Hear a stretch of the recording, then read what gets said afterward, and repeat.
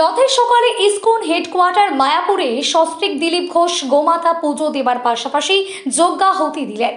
রথের সকালে মা ও স্ত্রীকে নিয়ে মায়াপুর ইস্করি রাজ্যের মন্ত্রী তথা বিজেপি নেতা দিলীপ ঘোষ মায়াপুর চন্দ্রোদয় মন্দিরে ভগবানের উদ্দেশ্যে আরতি করলেন। এরপর অংশ নিলেন গোমাতা পুজোয়। নিজে হাতে গোমাতাকে খাওয়ালেন, পা ধোয়ালেন এরম চরম সে প্রণাম করলেন। অংশ নিলেন অনুষ্ঠানেও পিকে নিয়ে রথের সকালে যজ্ঞাহুতি দিলেন।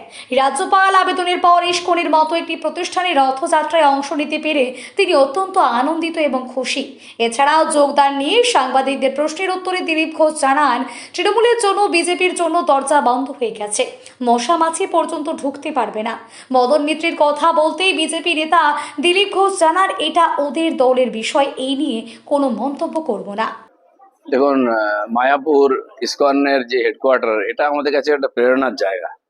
আমি এর আগে বহুবার এসেছি, থেকেছি, তবে প্রথমবার সপরিবারে এলাম এবং নতুন সরকার হওয়ার পরে এলাম। আমাদের মাননীয় মুখ্যমন্ত্রীও এসেছিলেন।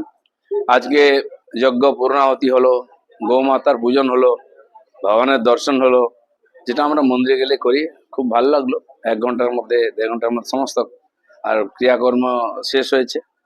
আর আজকে আমরা ভগবান জগন্নাথ দেবের রথযাত্রায় তার রথকে টানবো। একটু অন্যরকম প্রশ্ন, যে কালকে মহামিত্র প্রেস মিট করেছে যে মদন মিত্র তার বাড়িতে কোন মিত্র কার সঙ্গে যাবে আমার এ নিয়ে কোনো চিন্তা নেই।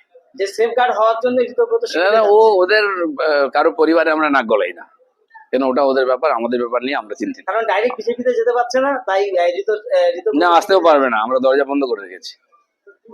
মশা মাছি ঢুকতে দেবো না, অনেক ঢুকেছে।